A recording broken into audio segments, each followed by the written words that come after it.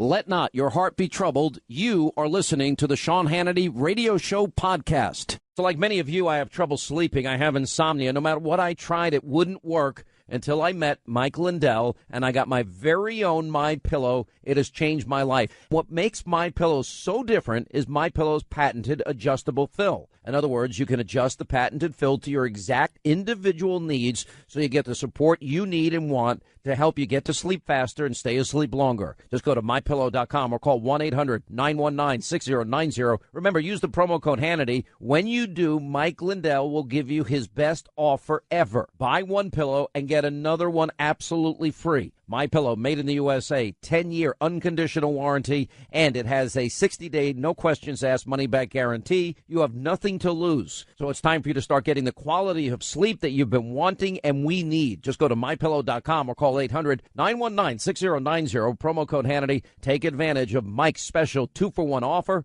MyPillow.com, promo code Hannity. All right, glad you're with us. All right, the president expected to hold I guess he's given a speech press conference. That's always going to be interesting. I wonder if he'll pick on fake news CNN. That's all they care about. Glad you are with us. Everybody asks me this question. Hannity, you keep alluding that big stuff is coming. How soon? It's coming. It's massive. It's huge. And it's even worse than I thought. And I can't begin to tell you, we're on the verge, I believe, of discovering not only, this is a prediction, the Hillary bought and paid for dossier was used, let's say, it played a significant role in the obtaining of the warrants against Trump. Understand how profound that is. That Hillary Clinton and the DNC run by Hillary Clinton and the millions of dollars they paid Fusion GPS literally were presented to the FISA court to get surveillance on a candidate and a president-elect. We are going to face a constitutional challenge that is beyond what most people are prepared for right now. And my sources are telling me it's coming. Probably we're on the verge next week. And you're saying, well, Hannity, that's not fair that you're telling us that. Well, I'm telling you so that you can say, wow, Hannity's ahead of the curve. He really is the most connected man besides Jamie Dupree in Washington. Well, I know Jamie Dupree, so that makes me pretty connected. There's just a lot going on. And all of this is serious. And a lot of it is going to have to do with the politicization of our intelligence, politicization of our law enforcement at the highest levels, not rank and file FBI, not rank and file intelligence people. They're amazing. They do the hard work every day keeping us safe. But, abuse, FISA courts, warrant obtaining, all of that it's just the tip of the iceberg. Just the tip of the iceberg. And it's only going to get bigger. I noticed that Michael Cohn, my buddy, has filed a lawsuit against BuzzFeed and Fusion GPS for defamation over the dossier. I think as more information becomes available, that lawsuit is going to look more interesting than I think people could ever imagine. And I think that, as the information slowly drips out, I think that we're going to see a lot of corruption at the highest levels in both intelligence and at the highest level of even law enforcement and the Department of Justice. And I think a lot of this is going to go right back to Hillary Clinton. And we're not even, I'm pushing to the side issues like Uranium One. And I'm pushing to the side the email server scandal we now know that Comey and Peter Strzok put the fix in for. Everything with the Clintons, everything is fixed. They fix elections, primaries against Bernie Sanders. They try and rig general elections against Donald Trump by paying for salacious Russian propaganda. And more importantly, all of this that we have now been through as a country for over a year seems to be evolving into a massive abuse of power in multiple ways. Can you imagine if Hillary Clinton bought and paid for Russian lies, and that not only is it used to hurt a candidate, well, then it's used to influence the American people, And then it's used even to get warrants against individuals that you don't like or agree with. Now we're criminalizing political differences. And all the people that knew at the top levels, what did they know and when did they know it? Let's put it this way. I'm talking to people that are telling me this makes Watergate and the break-in at Watergate look like child's play. By the way, is that a live shot? All right, the president he's the Prime Minister of Norway, a joint press. Let's listen in. Television stations and the Fox News Channel on satellite and cable. The President of the United States is holding a joint news conference. My buddy Shep Smith. With the Prime Minister of Norway, and it has begun early. Let's listen. Brave, treacherous seas in courageous missions of exploration. Centuries later, during the Second World War, brave Norwegians escaped occupied Norway to fight alongside of Americans and the Allies, including on the beaches of Normandy in 1944.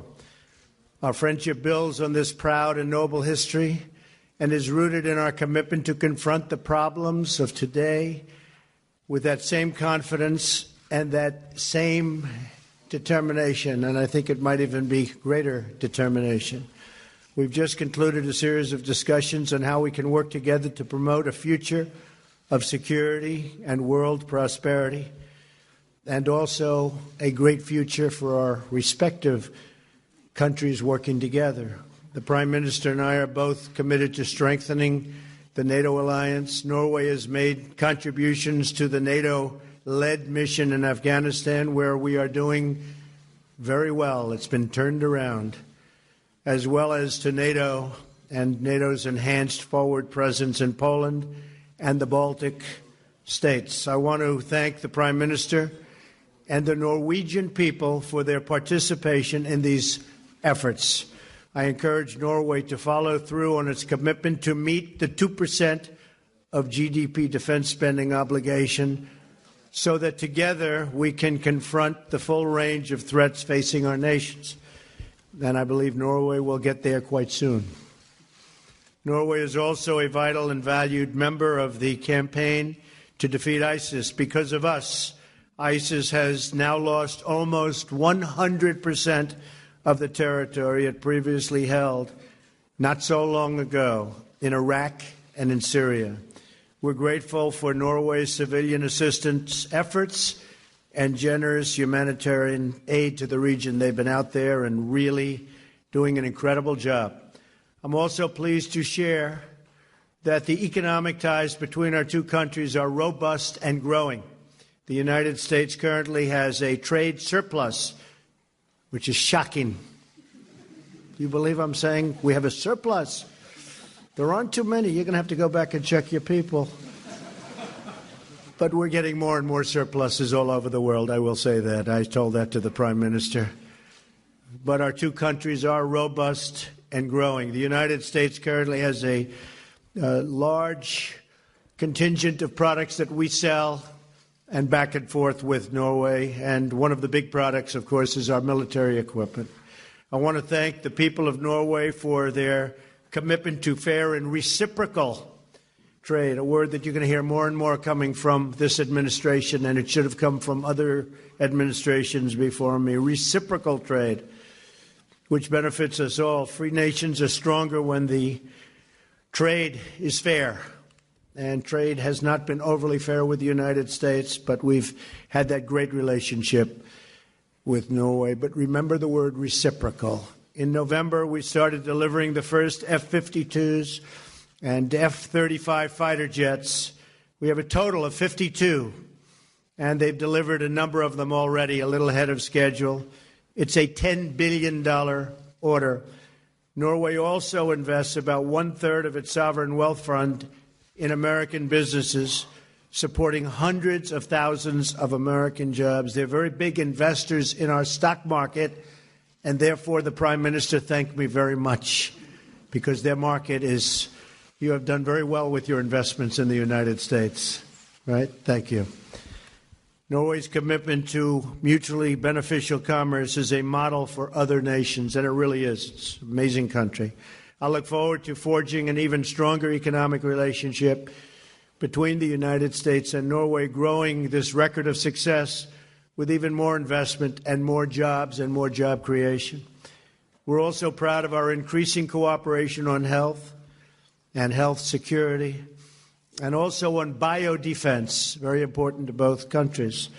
I commend Prime Minister Solberg's efforts to promote vaccine development and disease prevention. Together we can save and improve many, many lives. We're working very hard and in some cases together on cures to many ailments. Prime Minister Solberg, I want to thank you again for joining us at the White House. For decades, Norwegians and Americans have stood side by side against common threats to our freedom, our security, and to our values. Together we have fought against fascism and communism and terrorism, and we face threats always together. We're partners. Our partnership has advanced peace, cooperation, and respect for human dignity all around the world. Today, we remain united in our efforts to confront shared challenges, to seize new opportunities, and to build a bright and beautiful future for our countries, our people, our children. And I think we're doing very well working together, and we have a newfound friendship. So I want to thank you, and God bless you. Thank you very much. Thank you. Thank you. Thank you, Mr. President, and thank you for your generous welcome. It's a great honor to be here at the White House. The relationship between our two countries is strong, and it has very deep roots. There are millions of U.S. citizens who proudly call themselves Norwegian Americans. And our Norwegian Constitution, the second oldest in the world, that is still in force, was inspired by American ideals. And we have had a long and continuous history of serving shoulder to shoulder on battlefields around the world. The U.S. remains our most important ally, a major trade partner, and a close friend. Today, we have discussed issues of importance for our relationship, how we can keep our countries and citizens safe, how we can grow our economies, how we can further the cooperation in areas of mutual interest. And I have assured President Trump that Norway remains an ally and a friend that you can count on in the future. We are already number 2 in NATO after the US in terms of defense spending per capita, and we are making significant investments to further strengthen our defense. And this includes, as the President said, some big buys from American industry. P-8 maritime patrol aircraft from Boeing, 52 F-35 combat aircraft from Lockheed Martin, our largest single public investment ever in Norway. But also we are buying new submarines and investments in intelligence capabilities and army assets, and which is important also for our job in the northern part. The American economy is doing well, and our economic relations are flourishing, and that's to the benefit of both countries. As we discussed in our meeting, for a small country like Norway, it's important for our ability to trade and to invest across border that we have fair trade and that we have multilateral trade systems also. And we think it's important for our future. Norwegian investments and Norwegian companies support close to 500,000 jobs in the United States. And through our government pension funds, substantial revenues from our oil sectors are being invested in U.S. assets. The U.S. has an impressive business community, and I have commended the leading role it is playing, also in the transformation to a green economy. For example, by the fact that one of the big areas we are now importing in Norway is electrical cars from Tesla. And Norway is combating climate change. It's an important issue for us, and we are committed to the Paris Agreement. But it leads to businesses, and it leads to American businesses also selling cars in Norway. All right, that's the Prime Minister of Norway with a joint presser with the President. Now, the President's going to take questions and answers. You won't miss a second of it. I promise. We're going to have it, watch it while we go to this quick break. All right, we're going to play this in total as the President is now answering some questions. Let's go back to the news conference. We'll take our usual break. You won't miss a minute of the President having this news conference. Some questions. How about Sarah Westwood? Where is Sarah? Sarah, thank you. Washington Examiner. Yes. Thank you, Mr. President. Yesterday, in a meeting with lawmakers, you said that you would be open to signing just about any immigration deal that bipartisan group of lawmakers sent to you. That's right. Would you be willing to sign an immigration deal that ultimately does not include funding for the border wall, or would that be a red line for you? No. It's got to include the wall. We need the wall for security. We need the wall for safety. We need the wall for stopping the drugs from pouring in. I would imagine that the people in the room, both Democrat and Republican, I really believe they're going to come up with a solution to the DACA problem, which has been going on for a long time, and maybe beyond that, immigration as a whole. But any solution has to include the wall, because without the wall, it all doesn't work. You could look at other instances. Look at what happened in Israel. They put up the wall. They solved a very major problem. We need the wall. We have to have the wall for security purposes. Security is number one. And so the answer is have to have the wall. Thank you. And please. Yes. Can I call on Anders Magnus from the Norwegian Broadcasting? Mr. President, Prime Minister, recently an American General, Robert Neller, told his Marines based in Norway, there's a war coming, a big-ass fight. Mr. President, how imminent is that big war, and where will it take place? When you say the big war, you're saying what? Say it. It was an American general, Robert Neller. He visited the Norwegian, the American Marines based in Norway, and he said there's a war coming, a big-ass fight. When will that war come? Well, maybe he knows something that I don't know. Okay. I would say this. We have a very, very powerful military. We're getting more powerful by the month, by the day. We're ordering a lot of the equipment that you're ordering. We're ordering it, but in larger amounts, to put it mildly. We are building up our military to a point that we've never been before. We were very much weakened over the last long period of time. But I will say this, there is collusion, but it's really with the Democrats and the Russians, far more than it is with the Republicans and the Russians. So the witch hunt continues. John, go ahead.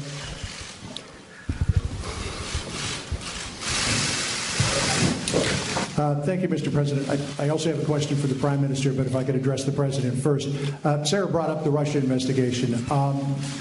Your legal team, sources have told us, believes that in the next few weeks, the special counsel, Robert Mueller, will ask for some sort of an interview with you, your legal team believes, as part of wrapping up his investigation. Are you open to meeting with him? Would you be willing to meet with him without condition, or would you demand that a strict set of parameters be placed around any encounter between you and the special counsel? Well, again, John, there has been no collusion between the Trump campaign and Russians, or Trump and Russians. No collusion. When I watch you interviewing all the people leaving their committees, I mean, the Democrats are all running for office and they're trying to say this, that, but bottom line, they all say there's no collusion. And there is no collusion. And when you talk about interviews, Hillary Clinton had an interview where she wasn't sworn in. She wasn't given the oath. They didn't take notes. They didn't record. And it was done on the 4th of July weekend. That's perhaps ridiculous, and a lot of people looked upon that as being a very serious breach, and it really was. But again, I'll speak to attorneys. I can only say this. There was absolutely no collusion. Everybody knows it. Every committee. I've been in office now for 11 months. For 11 months, they've had this phony cloud over this administration, over our government, and it has hurt our government. It does hurt our government. It's a Democrat hoax that was brought up as an excuse for losing an election that, frankly, the Democrats should have won because they have such a tremendous advantage in the Electoral College. So it was brought up for that reason. But it has been determined that there is no collusion, and by virtually everybody. So we'll see what happens. But again, would you be open to it? We'll see what happens. I mean, certainly I'll see what happens. But when they have no collusion, and nobody's found any collusion at any level, it seems unlikely that you'd even have an interview. And, Madam Prime Minister, Norway shares a small but strategic border with Russia. President Trump's position has been it's better to try to work with Vladimir Putin, if possible, than to work against him. Where do you come down on that idea of better to work with Putin than to not work with him? Well, I think Russia is an important player in the international world, and I don't think you can not work with and talk to. But on the other hand, it's important to say that we have aligned with all the sanctions, as the European Union has done, and as a member connected both in NATO and interconnected to that. And we have also suffered some economic difficulties in some areas in Norway based on those sanctions. But on the other hand, we have a very good relationship with Russia over that border area, where we do have very much free movement of people, special zone of people moving to and fro. We have very large cooperation on sustainable fisheries in this area. It's the biggest cod area in the world with a sustainable resource, and we do patrol it, we do work together. So we think it's important to do two things at the same time. Yes, the international law is firm and clear. There was a break of that through the annexation of Crimea and the situation in Ukraine, and we do stand by all of our allies with that. But at the same time, as a neighbouring country, we do day-to-day work on things that we have to solve for the people and the economic activity that is in that area, and which is a fragile area for the whole world. Just to add to the answer, I think it is much better to work with Russia. It's very much better having to do with North Korea, where we currently have a problem that should have never been my problem. This should have been a problem solved many years ago when it was much less dangerous, but it was given to me along with a big mess of other things. But I will say this, I am for massive oil and gas and everything else and a lot of energy. Putin can't love that. I am for the strongest military that the United States ever had. Putin can't love that. But Hillary was not for a strong military, and Hillary, my opponent, was for windmills, and she was for other types of energy that don't have the same capacities at this moment, certainly. So I just want to say that it's a lot better to work with other countries. We're working with China or North Korea. We're working with various other countries, and I think we're doing very well. We had a great talk, as you know, and as you reported. We had a great talk this morning with President Moon, and I think that a lot of good things are happening. We're going to see what happens. But working with other countries, whether it's Russia or China or India or any of the countries that surround this world and encompass this world, that's a good thing, John. That's not a bad thing. That's a very good thing. Okay, go ahead. Christina Tvetten from Aftenposten. Mr. President, Prime Minister, Norway strongly supports the Paris Agreement and have expressed regret that you have decided to leave it. What could persuade you to remain, and what kind of common ground did you find in your talks today on this topic? Well, it wasn't a major topic, I must tell you. We talked about other things, including mostly trade. But I will say that the Paris Agreement as drawn and as we signed was very unfair to the United States. It put great penalties on us. It made it very difficult for us to deal in terms of business. It took away a lot of our asset values. We are a country rich in gas and coal and oil and lots of other things, and there was a tremendous penalty for using it.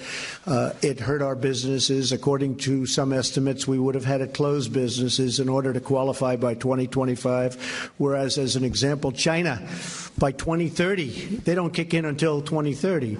Russia, someplace in the mid-1990s, that was their standard, and that was never a good standard because that was a dirty standard for the environment. It treated the United States very unfairly, and frankly, it's an agreement that I have no problem with, but I had a problem with the agreement that they signed because, as usual, they made a bad deal. So we could conceivably go back in, but I say this, we are very strong on the environment. I feel very strongly about the environment. Our EPA and our EPA commissioners are very, very powerful in the sense that they want to have clean water, clean air, but we also want businesses that can compete. And the Paris Accord really would have taken away our competitive edge. And we're not going to let that happen. I'm not going to let it happen.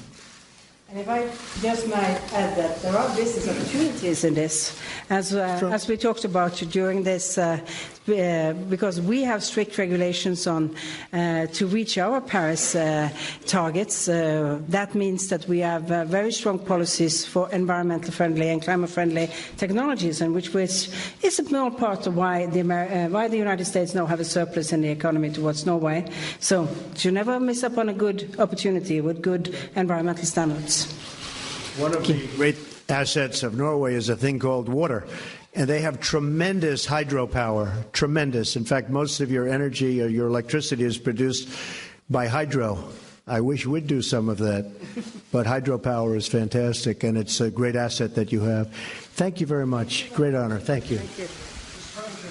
All right, the president with the Prime Minister of Norway, joint press conference. A number of topics have been hit by the president. The DACA deal must include the wall, which the president reiterated yesterday in a tweet post that exchange that he opened up to the public.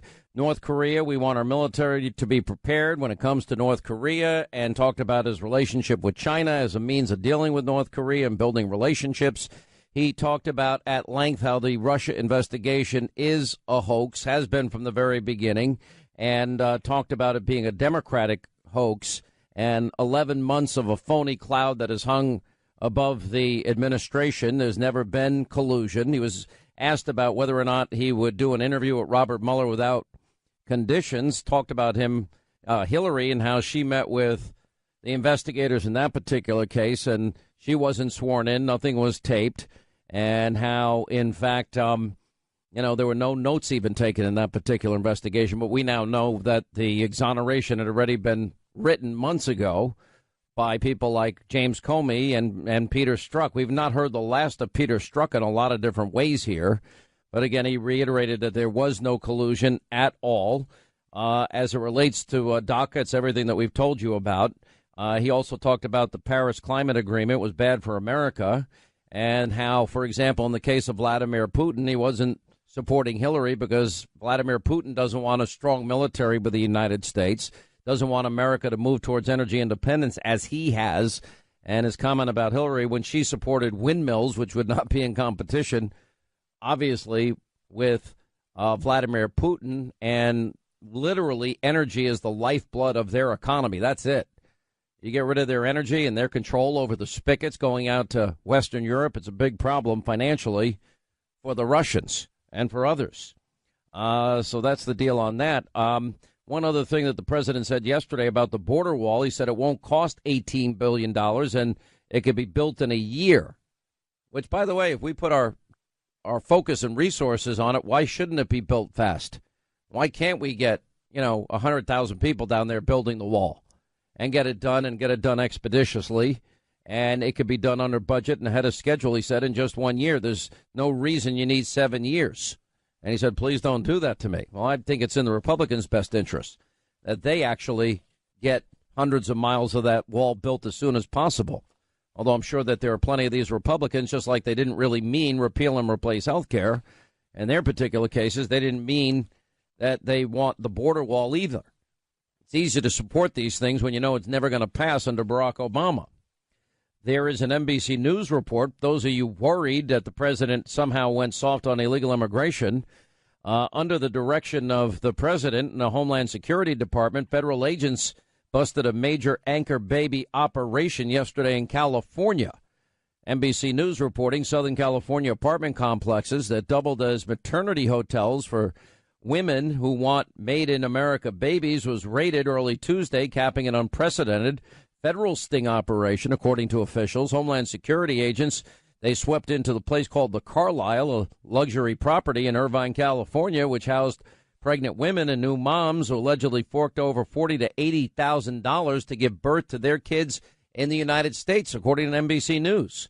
All told, the feds raided 20 locations in Los Angeles, Orange, San Bernardino counties, targeting 3 competing birth tourism schemes, and it was aimed at ringleaders who were pocketing hundreds of thousands of dollars tax-free to help some nationals obtain visas and pamper them until they delivered in an American hospital at a discount. And the organizers who allegedly ran the Carlisle site used a website to drum up their business, touting the benefits of a child with U.S. citizenship.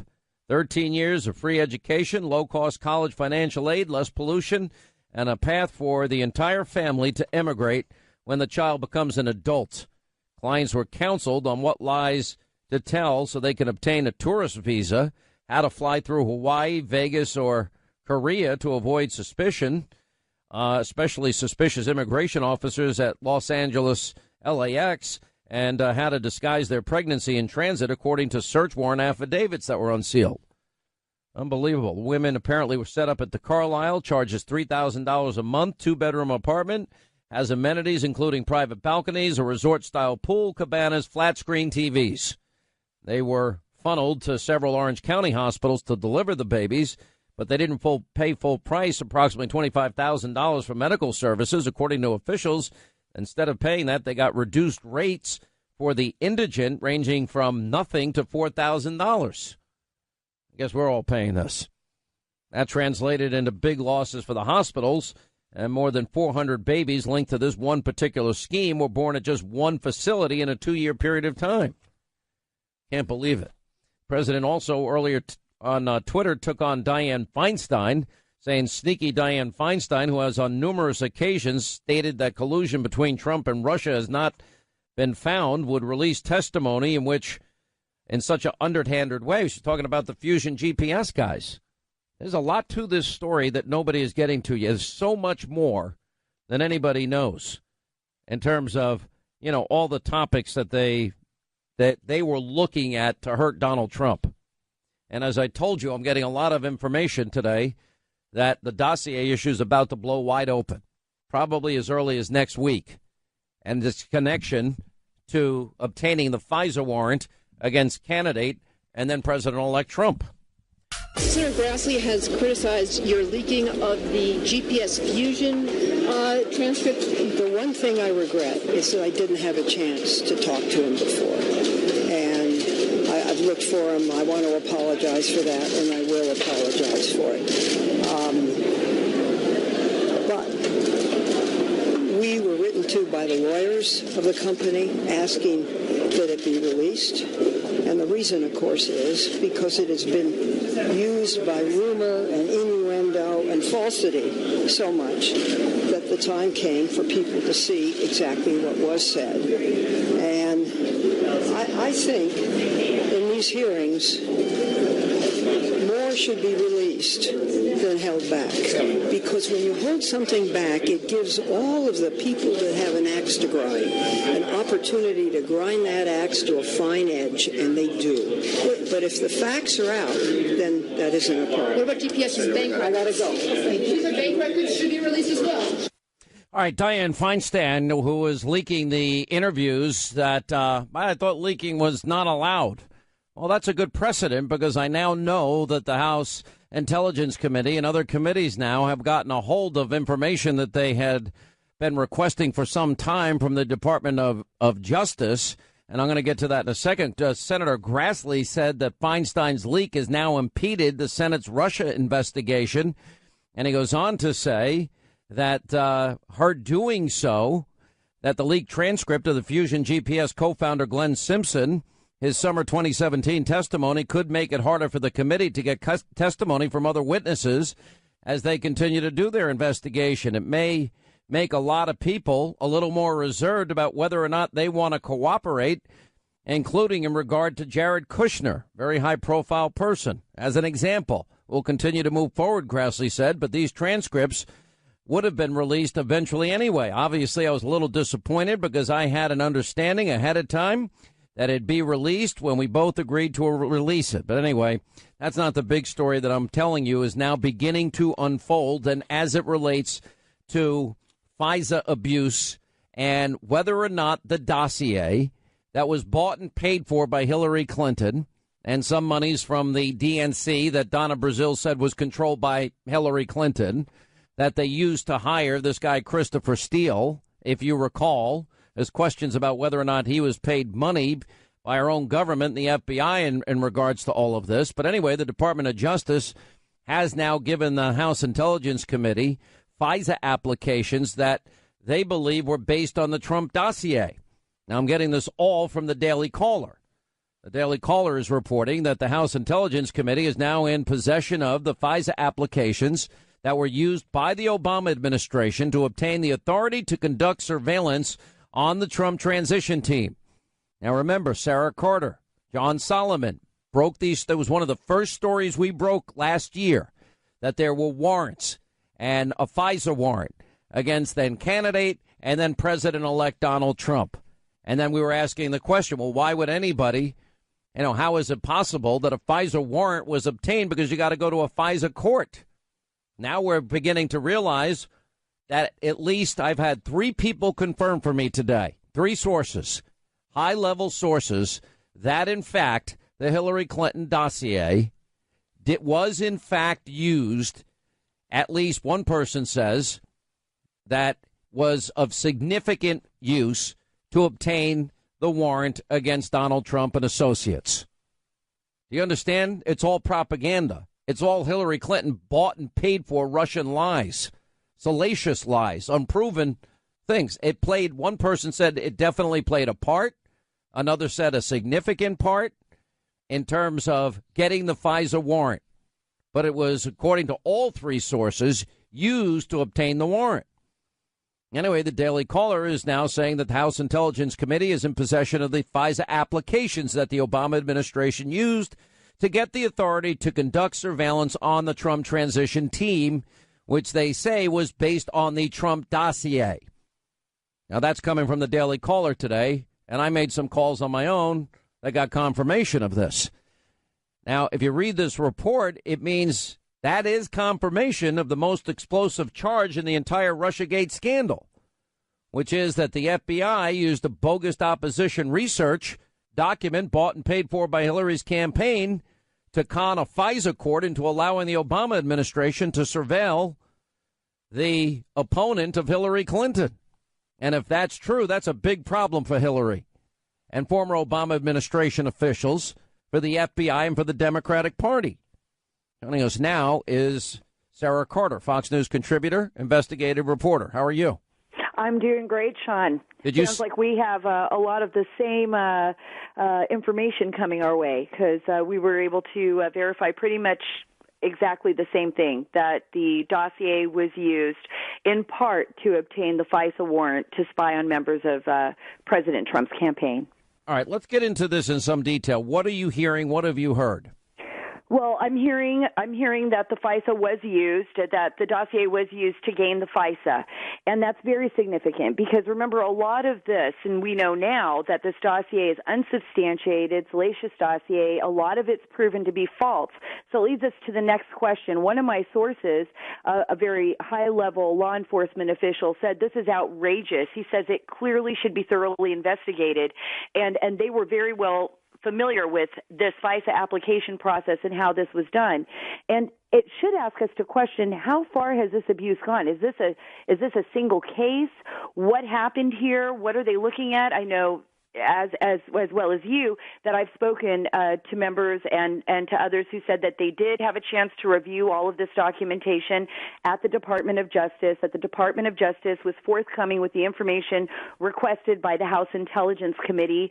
Now they will be waiting on receiving the rest of the text messages. Remember the 9,500 text messages that they still need to see between Strzok and Lisa Page, Peter Strzok, the FBI agent. So they're waiting to look at that, and that should be coming in the next few days. But we have to ask ourselves a question. Is this one case, or has this been going on for some time? And this in other words, isn't there a vote on 702 and the authorization coming up tomorrow or the next day? Yeah, correct. It is coming up tomorrow. It's to the best of my knowledge, and this is significant because this is whether or not they're going to reauthorize Section 702, which allows for this surveillance. And one of the things that I'm hearing from the Hill and from members of the, varying members of the Hill, and remember the Judiciary Committee is going to be significant in this, is whether or not they want to reauthorize this without having some kind of protocols in place to know that there won't be abuse. And remember, I've spoken to a number of sources, put a story together earlier this year, who's spying on who, where they talk about, people within the community that are talking about the kind of abuses that have been happening inside with the FBI and with other agencies with the warrantless spying program. And this is going to be huge. You see, I think we got to get to about, for example, Hillary Clinton, nobody knew who had paid for the dossier for a long time. And Clinton's campaign, didn't they deny it? And we wouldn't get any information from Fusion GPS who paid them. And didn't they pay over $12 million? That's correct, and nobody knew anything about it until the Washington Post actually broke the story last October that Hillary Clinton campaign and the DNC, helped fund this research, and they did it through their attorney, Mark Elias, who was representing the Clinton campaign, tried to put that kind of wall between them. And remember, they didn't even disclose that, which is something they should have disclosed on their campaign forms. So it was hidden behind a wall, and nobody knew. I mean, I think it was quite shocking when people realized it was the DNC and the Hillary campaign that was funding the research that now we know led the FBI to gather a warrant to spy on her opponent, then candidate Trump. But did they know the information was false? Well, in order to obtain a FISA warrant, you have to be able to prove that information is true, that the information that you're seeking from the courts is true. So now we have to figure out, what did they put in those warrants? What is in those warrants that the House Intelligence Committee now has access to? And that's going to be very difficult because those are considered classified. But remember, they could piggyback this information off of other agencies, foreign agencies. Christopher Steele admitted that he shared the information in the dossier with GCHQ in England with their intelligence agencies. Did somehow we use that to show the FISA courts, like, well, oh, hey, look, this foreign agency has the same information, so maybe we could use this as evidence. There's a lot of questions here that still need to be answered. We had been told at different points, and it had been reported in different places, that there was at least a moment in time where James Comey wanted to pay Christopher Steele money himself for this information. Do we have any update on that? We still don't have an answer to that. The reports have varied, whether or not he was paid, how much he was paid. Then we hear stories that there was no payment at all. I can tell you that I will have some updates on whether or not there was a payment and more on the FISA warrant in the days to come. But that is very interesting because we've heard two separate things, one coming out of the FBI from anonymous sources that there was no payment made. So it would be very interesting to find out if there was a payment made to Christopher Steele, because that would change everything. Well, I think that's a big game changer. And if it's possible the FISA courts were and the FISA abuse happened in this particular case, has it happened in other cases? And at what point, when we knew that this was bought and paid for by Hillary, did they go back to the court? Does that render then whatever findings they might have had, if it was obtained under false pretenses, does that render any information they got unusable to them? Yeah, those are great questions, and those are questions that have to be dealt with, I think, on a legal basis as far as what's happening here. And I think this is the reason why oversight's so important, because right now what's going to happen is if they find evidence that there was abuse, if there was some type of maliciousness to obtaining these FISA warrants or some kind of a political leaning to obtaining this, then what they're going to do is that the House Intelligence Committee and others who are privy to these documents are going to have to come up with some kind of report for the American people and some kind of plan so that they can ensure that this doesn't happen again. Because I could tell you this, it's not something that's common. You would hope not with, the field agents in the Bureau. They're very straightforward.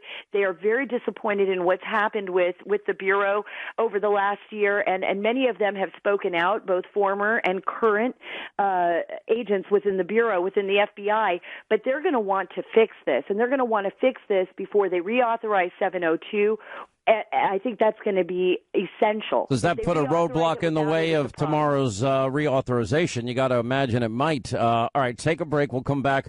Sarah Carter, Fox News contributor and investigative reporter. It appears that dossier was used, in part at least, to obtain a warrant to go after President Trump and associates. This is huge news. We'll have the latest tonight at 9 on Hannity on Fox News. All right, as we continue, Fox News contributor Sarah Carter and investigative reporter. All right, so I am told that as it relates to the dossier and as it relates to the fact that it was Clinton bought and paid for and used as a foundation, at least part of it used for the obtaining of the FISA warrant against Trump, and that's all paid for propaganda, then I think one has to ask, how far did this go? Absolutely. One has to ask, how far did it go? Who were all the players involved? How were they connected? And a lot of that's going to be based on a series of investigations being conducted by the DOJ, by the Inspector General, by the committees on the House side, because a lot of this information, remember, Sean, is classified, or they'll have to obtain some of the same methods that they used to obtain Strzok and Lisa Page's text messages.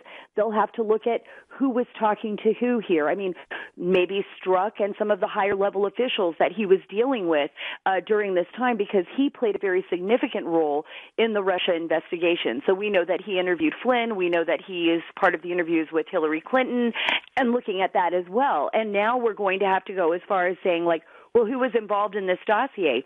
How did Deputy Director Andrew McCabe, what was his role? What was his involvement? Because he would have been directly involved in this, because this is such a high-level bit of information. It would have been... So they would have known about the dossier, correct? They would have known about, did they know it was false? In other words, were there other warrants? We talked at the time when you first broke the warrants were issued against Trump and Trump Tower, and one was a FISA and one might have been another warrant.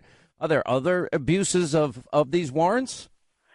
I would assume that there are other abuses of these warrants based on my sourcing and my ability to gather information. Now, I don't have a direct evidence of that right now. I know that it's a concern, and I know it's something that people are looking into and something that they have to look into. And remember, going all the way back then was a warrant used to look at Trump's server. Remember, that was kept off-site from Trump Tower. Mm-hmm. What else were they looking at? What else were they listening to? How far did this go? I think that those are going to be significant questions. I hear next week is going to be a huge news week. Have you heard that? I heard there's going to be a huge shakeup next week, something to do with the abuse of the FISA warrants. And I think that's something that we should all be aware of, be ready for. And it's certainly something that's significant enough to have people very concerned in Washington, D.C. Sarah Carter, thank you. When we come back, Senator Rand Paul on this and other issues. All right, 25 till the top of the hour. Senator Rand Paul is with us, and he made a decision. He's going to filibuster the FISA bill if it remains unchanged. And I assume you're talking about Section 702, which kind of fits into our news development today. And that is, I've had multiple sources, so has Sarah Carter, that say that the FISA warrant, that the dossier was used in part to get the FISA warrant to go against President Trump. That's the Hillary Clinton bought and paid for dossier. Your thoughts?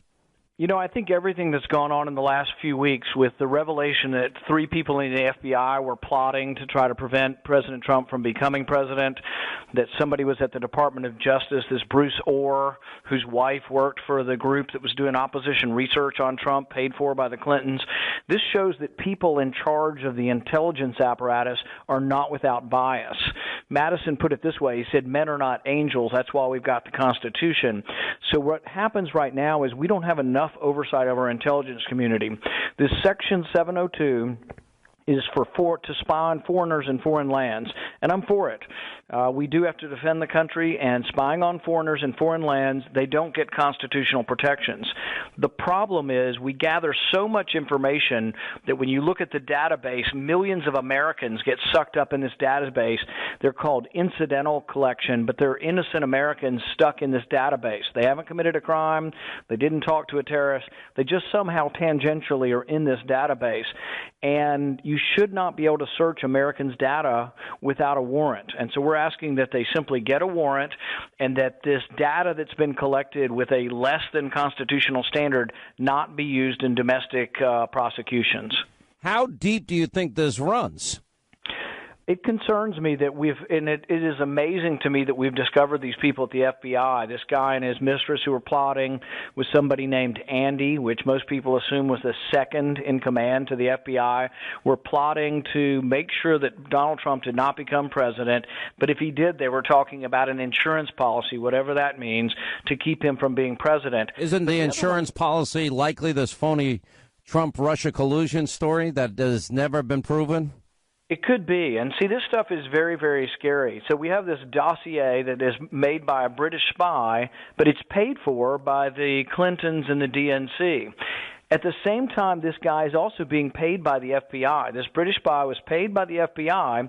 Do we know that for a fact? Was it the $50,000 figure we heard? What I have heard is that he was paid by the FBI, but some say it was a reimbursement for expenses to come here. But the thing is, the same time... Who authorized that payment? Was it Comey? Was it McCabe? We don't know. I don't know who did that. But see, the weird thing is the same time he's being paid by the FBI, he's being paid by this Oppo research group the Democrats paid. Fusion GPS. To disseminate this information to the media at the same time the FBI is paying him. Yeah, well, I mean, it now gets a little too... Here's my point. We now know that a president, an opposition party candidate and a president-elect was spied upon. And we know that one of the reasons, and I've confirmed this with 3 people, that and the Daily Caller has a piece out on this today, and Sarah Carter confirmed it as well, and that is that the dossier was used in part to get the FISA warrant. Yeah, and if it was, now we have something that was paid for by Clinton. Basically, Oppo research is the kind of crap that campaigns do all the time, but is not facts that any kind of law enforcement would use. It's the crazy accusations that people come up with when you hire a private investigator to spy on your opponent. But this one was developed by foreign spies, and who knows where the information came from. And apparently the information in the dossier is indirectly corrected. The British spy was paying somebody who was paying somebody to get him information. And so it's crazy if this was then used to spy on a presidential candidate. And the president made a good point today when he was asked about this. He said, well, look, when Hillary Clinton came in to be interviewed, it wasn't under oath, and they ended up letting her off scot-free. And now people are clamoring to have the president under oath.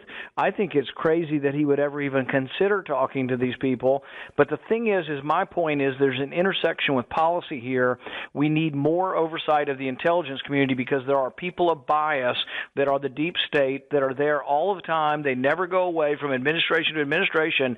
But if they're so biased that they would plot against Donald Trump, something's got to happen. We need more public oversight of intelligence. What do you think we're going to learn when we get to the bottom of all of this in terms of FISA abuses, warrant abuses, paid for propaganda by opposition candidates now being used? And I'm just trying to understand Peter Strzok and what do you think about even Robert Mueller? Robert Mueller, look at the team that he appointed and how left-wing political they are and how they're agenda-driven, and Andrew Weissman's record and everything in between here, or the fact that Comey and Strzok were writing an exoneration before an investigation. Or the Iranian One deal. It should scare Americans to death, and Americans should say, we have given such extraordinary power to the intelligence community. They can listen to every phone call in Italy for an entire month. Every phone call. Think about that. Every phone call coming in or out of Italy can be recorded and was recorded for a month. And so anybody they talked to in America was recorded. And so all of this stuff is such enormous power, we have to have more oversight. We cannot say, we're just going to suspect that these people are going to be unbiased. Most people that work for the FBI are good people. I know local FBI agents, they're good law enforcement people. But there are people at the very top echelon who have let politics and political bias get the better of them, so we have to have more daylight. We have to have more oversight of these people because we found out they're human, but we found out they're very, very biased against our president. Well, we know that there's a lot of that. How much of that is going on inside the Senate when doors close among Republicans and when you have Senate conference? The problem is that we've got 4 or 5 Republicans, including myself, who want more oversight of the intelligence community, but the vast majority of Republicans in the Senate don't want any oversight. In fact, they're for a permanent reauthorization of this program with no new reforms. And that's scary. We actually have more allies across the aisle on this, and so we have sort of a bipartisan alliance that are civil libertarians that say, you know what, this is such an enormous power, we need more oversight. But I'm hoping as people see how this president was targeted that a few more Republicans will wake up and say, you know what, we want to continue the program, we want to go after foreigners who are threatening to attack us, but we do need to be careful not to catch up innocent Americans in this program. Do you think a lot of innocent Americans are being surveilled illegally and their Fourth Amendment constitutional rights being shredded? Yes, millions of Americans. What happens is they're soaked up incidentally. So like General Flynn, to him it's not an incident. It was the ruining of his career. But he was picked up incidentally when they're spying on somebody else. They're spying on the Russian ambassador, and they incidentally picked up Flynn. But then they illegally unmasked him, probably a Trump political appointee, illegally unmasked him, sent it around to dozens and dozens of people who then illegally sent it to the media, and now his conviction will be lying to investigators based on an illegal search and listening to his conversation. But do we really want our government to listen to every phone call we make and everything we say on the phone, and then we're going to be challenged to everything we've ever said in a private phone call? No, I mean, I think what you're saying is unbelievably truthful and amazing, to be honest. Let me ask you about the president, his comments, DACA, and everything in between. I thought the discussion was good. I know some people were giving him a hard time, but I thought it was good because it showed his mastery of dealing with both Republicans and Democrats and his ability to control a conversation and hear both sides on it. And he basically told people when they objected, you guys are going to have to work it out. This is something you have to work out. The Democrats have really, really wanted DACA. If they do, they're going to have to compromise. And frankly, when the Democrats say, oh, it's Republicans' fault, no, the reason nothing has ever improved on border security or on immigration reform is because Democrats want everything and they're unwilling to give anything. There's no compromise on the Democrat side. Now they really want DACA. If they want DACA, they're going to have to get rid of chain migration. They're going to have to get rid of the diversity lottery, and they're going to have to allow. Is that a good deal? It depends on the devil's in the details, and so it depends on what actually comes forward. The problem in the past with any immigration reform, this includes even a hero of all of ours, Reagan, from '86, was they always promised border security to come at a later date. If the border security comes at a later date, it's a bad deal. So there has to be a guarantee that the border security is coming. I think Trump has the wherewithal to make that guarantee stick, but that's where the devil's in the details. But I do think there is a compromise that can be had on DACA, and I will support a compromise. What I have suggested is no new immigration. How about we build the wall first, and then we talk about other things? Well, I'm not completely opposed to that either. But what I've said is we admit about 1 million people every year. So what I would do is if you want to admit the DACA children, subtract them from the totals. Don't add them to the totals. So instead of adding new immigration, you say we're going to internally immigrate these DACA kids, but they're going to count against the total. So we're not expanding immigration. We're simply including them in the people that we normally admit each year. All right. Thanks so much for being with us. And what's your relationship like with the president, by the way? You guys get along well, I hear. Very good. I think I've opposed him on times. I've supported him on times, and I think he knows that I'm an honest broker, that I'll give him an honest answer. I'll stand up to him when I think we have a disagreement. But by and large, I've been, and have said this, he has exceeded my expectations. Supreme Court, regulations, taxes. I think his first year in office is probably more conservative than Ronald Reagan's first year in office. I mean that. Yeah. All right. Rand Paul, Senator Paul, thank you for being with us. Appreciate it. Always love having you on the show. 800-941-SEAN is a toll-free telephone number. Let's say hi to Tom in Cape Coral, Florida. Tom, hi. How are you? Glad you called. Thanks, Mr. Hannity. I have a quick question about Dianne Feinstein. If this was under a closed session, this testimony and this transcript is from a closed session, isn't her leaking of this kind of a violation of some law or her oath as, a member of our government? I mean, this is closed session for a reason, right? Well, you would think so. Now, I understand that there's a lot of materials that have made their way into different varying committees and information that I know would break through a lot of the things that we've been talking about, especially what we were just talking about with FISA and the dossier and Uranium One and Hillary Clinton's emails and Debbie Wasserman Schultz. And if we can release these, this exchange unilaterally like Dianne Feinstein did, I say everybody should release. I agree. Then why are we having closed sessions? That's a good point. What's the point of it? If they're going to only they're only going to release selectively that which they think benefits them, then I think release everything. That the one refreshing thing about yesterday and the president letting the cameras, listen in, so to speak, in this conversation about immigration is, it gave us an opportunity to go behind closed doors and see what goes on there. And I think it keeps them more honest.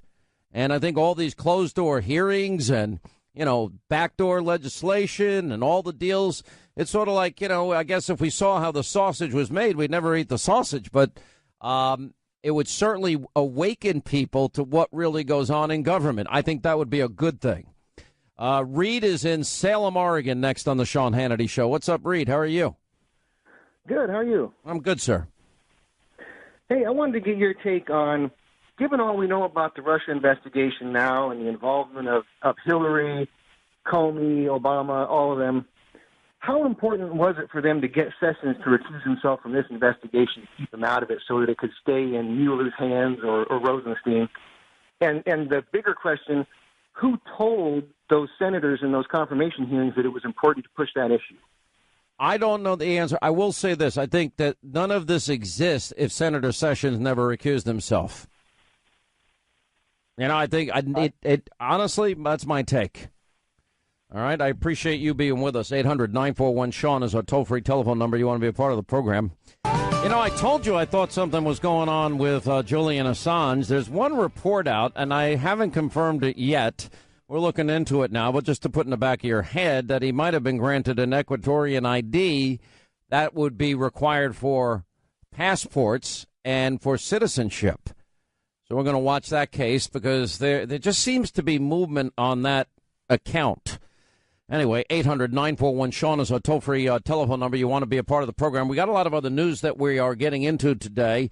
James O'Keefe has a new video out. We'll show it on TV tonight, but literally undercover talking to people at Twitter.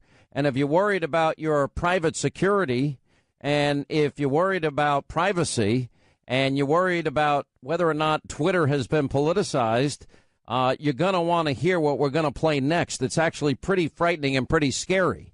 And if you think that maybe they have a political bias over at Twitter, I think after seeing this, it'll confirm every single thing that you believe. It's pretty amazing, because I've had so many friends on Twitter and social media tell me that there is a political agenda, the people that are running these things, and this all corroborates the types of things that people have been telling me for a long period of time. All right, so we'll get to James O'Keefe next. Also, Dr. Kelly Ward will join us, and we'll get to your phone calls, 800-941-SEAN, as we continue our final hour free-for-all, all the other news of the day, and James O'Keefe. That's next. Stay right here for our final news roundup and information overload in the final hour of the Sean Hannity Show. So you're not a Trump lover? No. So why can't you at Twitter just push everything he has to say off to the side where nobody sees it and put all of his tweets, like this one that he just tweeted about the size of his button. The size of his button? Like, we're going to go into nuclear warfare because of him. Like, what are you doing? It's your job to kind of quiet him or to downplay some of the things that he comes up with, because honestly, he's going to get us into so much trouble. Yep. So funny you mention that. It was not my decision. The decision, though, was that most of the stuff he tweets is completely newsworthy. Okay. And so because it's newsworthy, even though he's making a complete ass out of himself in the country, we have to let those tweets up and let him do it. Essentially, he has a carte blanche to do whatever he wants. Okay. The other thing, too, is that we're more than happy to help the Department of Justice in their little investigation. Okay. So, how? Basically give him every single tweet that he's posted. Okay. Even the ones he's deleted. Okay. Any direct messages. Any mentions. Oh, yeah. So it's... I'm glad that you're doing that. Like, something. Yeah. Something needs to be done. Yeah. Well, you should look at junior and senior and see what's in there. You know what I mean? Have you seen? There's a reason why we have subpoena process for that very reason. Okay. Wow. But yeah, we can absolutely look at every single message, every single tweet, whatever you log into, what profile pictures you upload, what profile pictures that you thought you were going to do. Are you working with DOJ currently on that? I can't comment. And if I knew, I wouldn't comment. So what we can do on our side is actually very terrifying. Why? That can be terrifying. We have full access to every single person's account, every single direct message, deleted direct messages, deleted tweets. I can tell you exactly who logged in from where, and what username and password, when they changed their password. Why do you keep it? I guess I don't get that. I'm not in this field, so I don't get why you keep it. Like, who cares? If we ever get subpoenaed. Oh. Mostly law enforcement, and also helps us to detect the pattern of history. That's kind of, it's very, very dangerous. Okay. Also, very, very creepy big brother-ish. I'm a bleeding heart liberal. Yeah, I think it comes with the territory. So you're hoping that this year goes by fast because of who's in office? Partially that. Partially, I'm just glad 2017 went fast. You're not a Trump lover. Are you? No. On one hand, yes, he's dangerous. I don't like him, and he's a terrible human being, and I want to get rid of him. In fact, we had internal reviews about that, and we were basically, I wasn't the only one that basically said that if we let this maniac, if someone lines up, if we let this maniac continue, I'm going to have a hard time finding another job. Yeah. Yeah, because, I don't like being part of the machine that is contributing to the America's downfall. We're more than happy to help the Department of Justice in their little investigation. All right, that, of course, the latest from Project Veritas. James O'Keefe, who joins us now, he's the founder of Project Veritas, with some breaking news, and their latest video exposes what we have all long suspected, and that is that social media platforms are misusing their access, their control over your personal information. And today, James O'Keefe is revealing in this video, we'll put it up on Hannity.com, it's on Project Veritas's video site, of course, revealing that Twitter employs a network engineer who admits to hacking President Trump's account and bragging about his ability to read all of his direct messages and revive deleted tweets and secure passwords. And upsetting as all of this gets, it gets worse. Then you have Twitter employees admitting to giving this private information to the Department of Justice and looking at Julian Assange's account, among other things. Anyway, talk about privacy being dead. It's dead. James O'Keefe, Project Veritas, how are you? Hey, Sean, thanks for having me on. And this is the first in a series of videos undercover inside Twitter confirming suspicions. We always thought they were sharing our private direct messages with government or with people or selling it. We always thought they were shadow banning people from timelines. Well, Project Veritas has launched a very ambitious undercover investigation exposing it, and thanks for playing all that sound. There is some breaking news. Twitter did issue a statement. Well, I've got that statement in front of me, and they responded to it. And what they're saying is, in this particular case, the individual depicted in the video was speaking in a personal capacity and does not represent or speak for Twitter. Twitter only responds to valid legal requests and does not share any user information with law enforcement without such a request. Right. So they're kind of throwing him under the bus there, and they're saying that he was speaking on his personal capacity. But, Sean, if anyone at Twitter would know, this guy is not a low-level IT guy. He's a senior network security engineer. And after talking to people who know this business, he is the person at Twitter that would know that they can do this. They're willing to do it. They're able to do it. They may be doing it. And he says it's, quote, creepy, very big brotherish. He calls himself the bouncer of the network. He's talking about how they are taking Trump down, that Trump's taking the country down, and they have to take him down.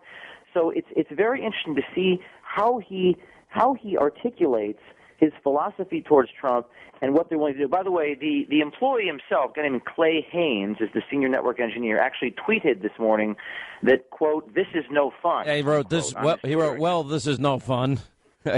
Right. So I'm sure it's not. So Twitter thinks he's an isolated incident, Sean. But you know my MO. In fact, you've seen some of the tape that's going to come out. We have so many of their people on tape, and we put them in a box where they say, "Oh, this is just a rogue employee saying this," and then we release more.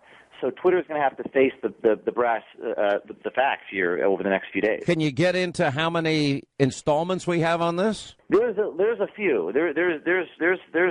There's more than 3, and while this one focuses on them cooperating with the Justice Department, which, by the way, Tim Cook at Apple fought subpoenas logging into people's phones when it came to terrorists.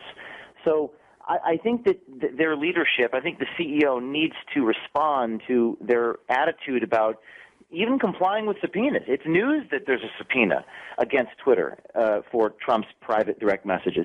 The next video, Sean, will likely focus on this whole concept of shadow banning. That's muting someone from the timeline so that we explain what that means, because a lot of people don't know what that means. Well, I'm going to get into it probably tomorrow, but it means that you can tweet something out, and you think that your tweets are going to all of your followers, but your followers don't see what you write on their timeline. Twitter is the town square, and because they can screw with these algorithms and adjust things, they can actually censor you without you even knowing it. And that's what these videos are going to show.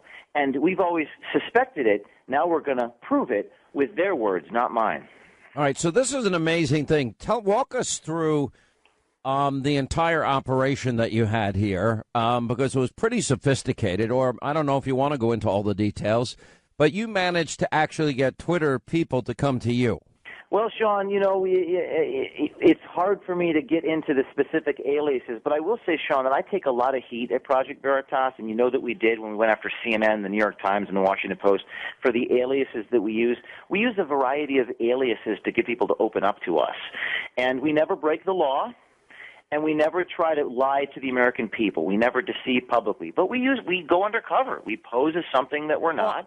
I know that a lot of people were attacking you when the Washington, when I guess somebody figured out it was you. And I'm like, all right, good for them. So what?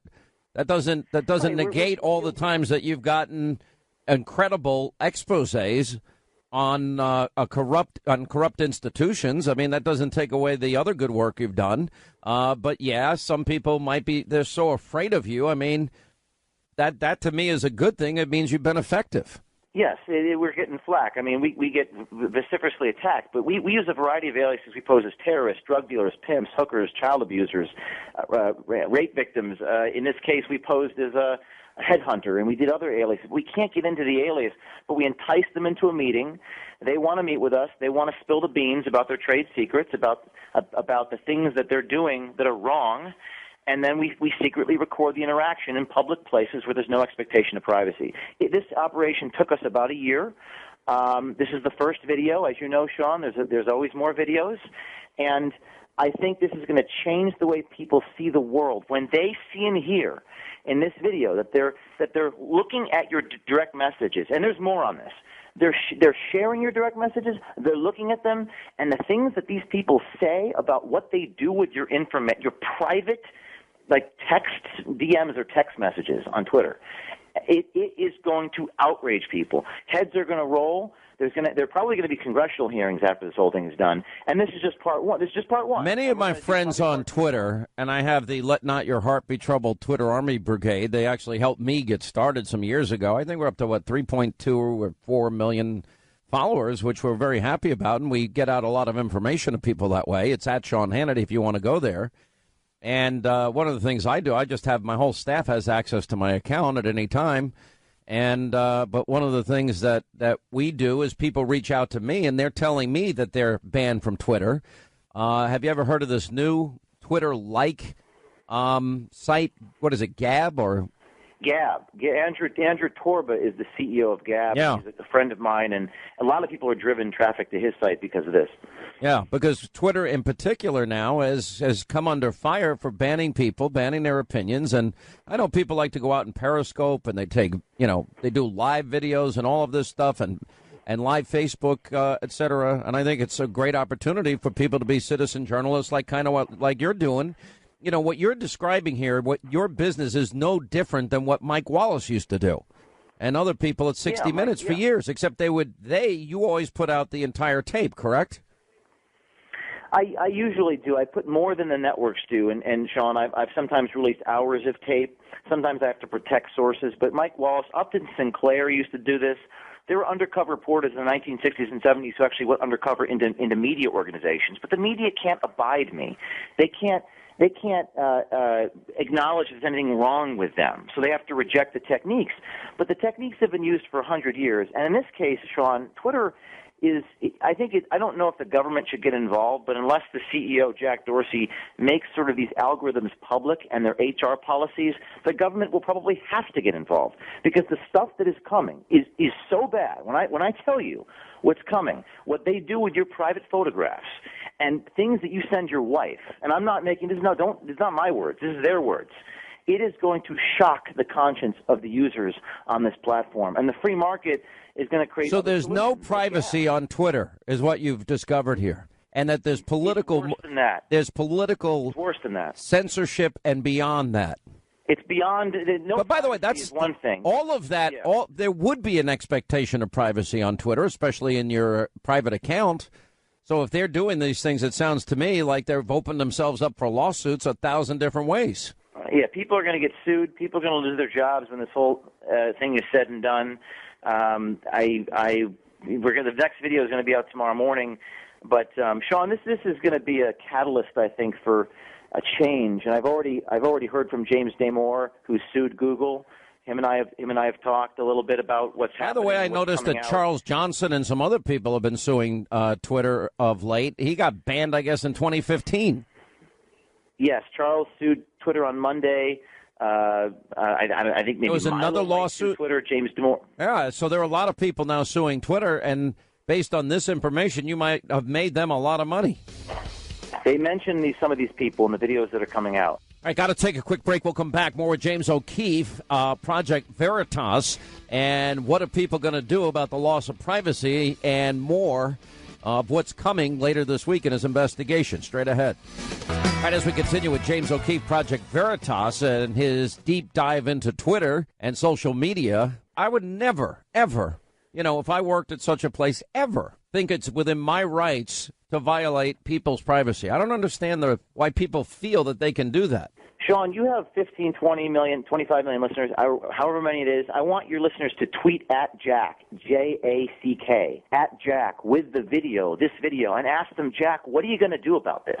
You're opening people's private DMs, the president's private DMs, and willing to give them to the Justice Department. What are you going to do about tweet at this company? Put pressure on them. Empower people to make change. It's the only way we're going to change the system, because all of your users and all of my supporters use Facebook and Twitter to get the information out. And if they're censoring that and they're manipulating that, we need to know. I think that's a good idea because, I recommend people ask politely at Jack, what are you going to do about this video? James O'Keefe will have you back tomorrow with the latest installment. It's going to be very big. It'll hit tomorrow morning, and we'll have it exclusively here. We're going to show you this video on Hannity tonight, 10 Eastern on the Fox News Channel. Chain migration, though, has taken a very big hit in the last year. with what's happening. I mean, you're looking at these killers, whether you like or not. We're looking at these killers, and then you see 18 people came in, 22 people came in, 30 people came in with this one person that just killed a lot of people. I really don't believe there are a lot of Democrats that are going to be supporting chain migration anymore. I just want to try to make sure we're all linking. The reason that border security is so important to have as part of this discussion is that it doesn't solve the problem if we can apprehend people, but we can't remove them. So we need the wall system, which is some physical infrastructure, as the president described, personnel and technology, but we have to close those legal loopholes, because the effect of that is this incredible pull up from Central America that just continues to exacerbate the problem. So border security has to be part of this, or we will be here again in 3, 4, 5 years. And then the president reaffirmed numerous times yesterday, as it relates to any of the negotiations, that there's going to be a wall, or there's not going to be any consideration for DACA or anything else. Dr. Kelly Ward is with us, U.S. Senate candidate out of Arizona, has plenty to say about this, and she's running to take over for Jeff Flake's seat, Snowflake seat. How are you, Dr. Ward? Happy New Year. Hey, Sean, Happy New Year. And President Trump is exactly right. We must build the wall. Wall, not DACA. That's what we should be concentrating on, because we've been victims. We, I say conservatives, Republicans, have been victims of this bait and switch that the liberal left and the GOP establishment has pulled on us again and again and again, and we're not going to stand for it this time. We're going to get the wall first and foremost. Then we're going to talk about the other issues. All right. The problem is, I agree wholeheartedly with that statement. But just like with the health care bill, what do we find? 100 House Republicans never had any intention of repealing and replacing the way we imagined it. And then 7 senators that voted for a complete repeal in 2015 when it wasn't going to happen in Obama's president. They reversed their position. They never had no intention of really repealing it. So I think there's a lot of Republicans that want DACA and are insisting on DACA both publicly and privately. Oh, there certainly are. I am sick and tired, and I'm sure you are, of the campaign conservatives. And we've got some big pretenders here in our state of Arizona. You know, Jeff Flake and John McCain, pretenders in chief. Now we've got somebody over on the House side that wants to sneak into my race, and she is a pretender as well. She's been very disappointing on the border.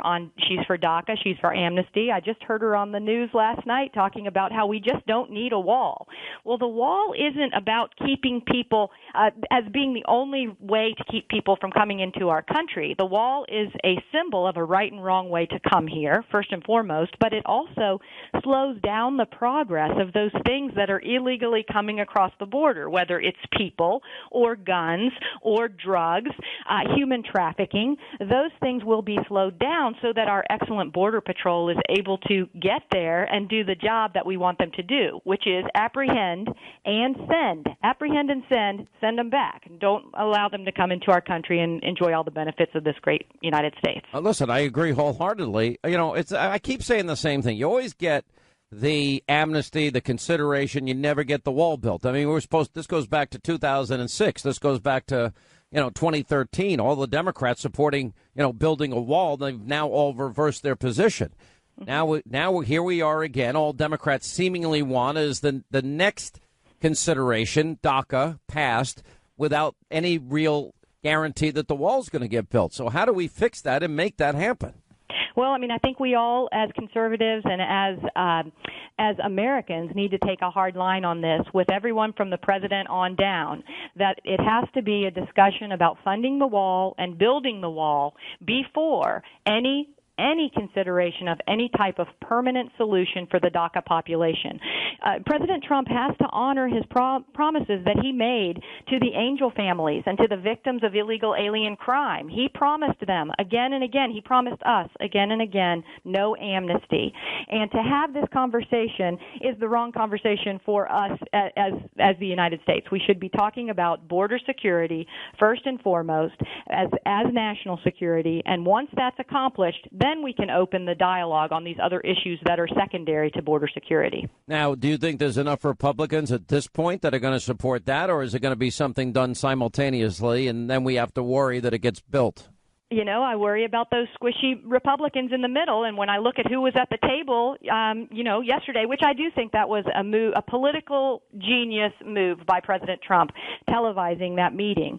But when I look at the Republicans that were around that table, there certainly weren't enough border security hawks sitting at the table. There were way too many amnesty people, especially from the state of Arizona, Jeff Flake and Martha McSally, to name the biggest two. Okay, so now you're running in this primary. How many people? I guess Joe Arpaio now has gotten in against you. What is Joe? He's like 85 years old. What is he doing?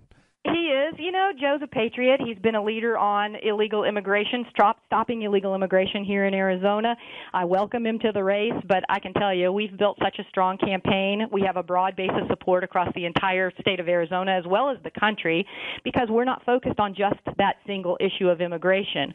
We're focused on immigration, but on repealing Obamacare and cutting taxes and reducing spending and reducing the debt and building up our military and making sure the VA is built back up to what it should be. We're focused on America First trade policies.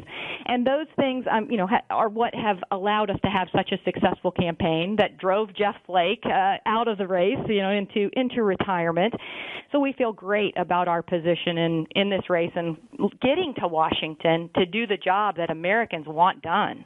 How do you get along with Flake and Senator McCain? And as I understand, Senator McCain's been struggling lately. Even though he says people like me should go straight to hell, I mean, I wish him all the best, and he's been a patriot. What's the latest with his health, and what's your relationship like with Flake? I wish him all the best as well. I pray for him and his family every single day because he's facing some very, very tough challenges. I have to say that my relationship with Senator Flake and Senator McCain is not on the highest order because I was the one who was willing to challenge them when they weren't performing up to the standards that conservatives and Republicans and independents and even Democrats were expecting from the United States Senate. They were campaign conservatives, and then they went to Washington and helped the Democrats accomplish their progressive agenda under Barack Obama. Both of them criticized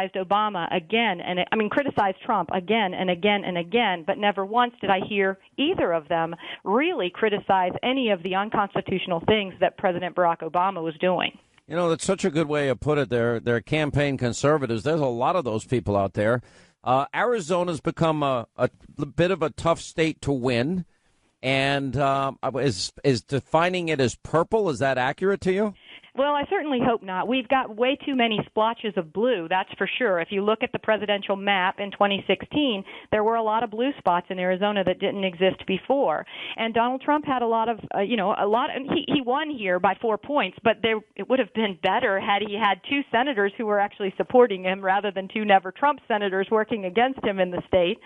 Down in Martha McSally's district, she allowed Hillary Clinton to win that district by 5 points. And so there's a lot of change going on, and if we don't put forth great policy on the Republican side that's good for everyone, and that's what Republicans do, but we don't sell it very well.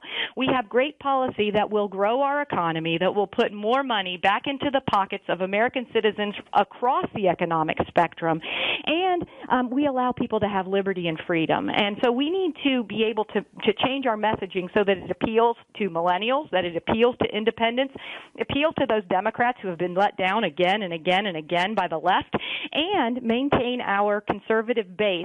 And we do that by proposing good policy. I've got a great history of proposing good policy in the Arizona State Senate, and I want to take that skill to Washington, D.C. It sounds like you have great passion to get to D.C.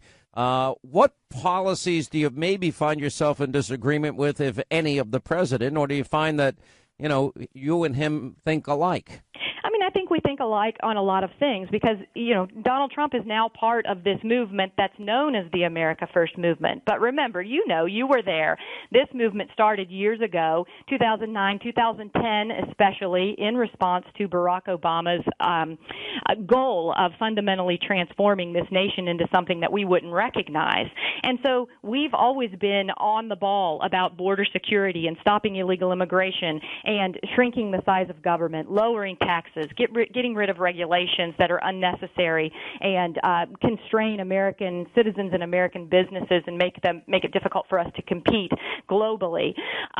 Those things are things that have been around for a very long time. I'm glad that President Trump took up the mantle and is leading this movement, and I look forward to working with him in Washington, D.C. to make sure that we actually accomplish it. All right, Kelly Ward, Dr. Ward, we appreciate you being with us, and we wish you a lot of luck in the primary. We are big supporters of Dr. Ward, and I know a lot of people in Arizona, if you want to have a strong conservative elected from your state that's going to fight for the agenda that you fought for, well, Dr. Ward is the person, and 800-941-SEAN is our toll-free telephone number. You want to be a part of the program. Let me, in the meantime, get back to our phones. We say hi to Angie in Alabama. Angie, how are you? Glad you called. Hey, Sean. I'm a millennial and a huge fan. I listen to you every day. Yeah, what's going on? Well, with the meeting that Trump exposed yesterday, having it open to the public, I was wondering, in your opinion, if you think that this is now going to force the media, because it was a direct contradiction of the dialogue they've been trying to push about him, and if you now think this is going to force the media to return to ethical journalism as opposed to falsehoods and rumors. Listen, I can tell you right now that the media and their narratives, look at yesterday, for example, it was fairly unprecedented. I can't think of a time where an entire meeting that the public was invited behind closed doors, and for an hour they're sitting there and having an honest debate about a substantive issue. I know that people disagree with me on it. That's neither here nor there. And the president was in command, in control. He was principled. He had the temperament, the demeanor, and frankly, you watched the guy leading. He was in control of that meeting the whole time. And then 24, 48 hours earlier, some of the people at the table are saying, he's demented. He has no 25th Amendment. Look, it's all a game to the people on the left. They never talk about solutions. They never talk about problems the American people have. They never talk about how wrong they have been in the policies they have supported. And it's all about hating the president, and it's all about a political calculation at all times. And I actually think the more the president opens doors like that and lets us in and we see the process, I think it's the better it's going to be, and it's going to hold them to a higher level of accountability, because we'll know exactly who's saying what, when, and where. I'd love to see those meetings in the public more often. Problem is, a lot of what they do in Washington is all done behind closed doors, smoke-filled rooms, and they'll say, okay, we'll make it appear like we're doing this, but we're really going to do that. I can't tell you how many budgets over the years that they tell you this is what's in the budget, and then it turns out none of it's in the budget. Or there's things in the budget they'll never tell you about. It's just so corrupt. Anyway, appreciate it, Angie. Thank you. 800-941-SEAN is our number. We'll stay in Arizona. Melissa's next. Hi, Melissa. How are you? Hey, Sean. Happy New Year. Happy New Year to you.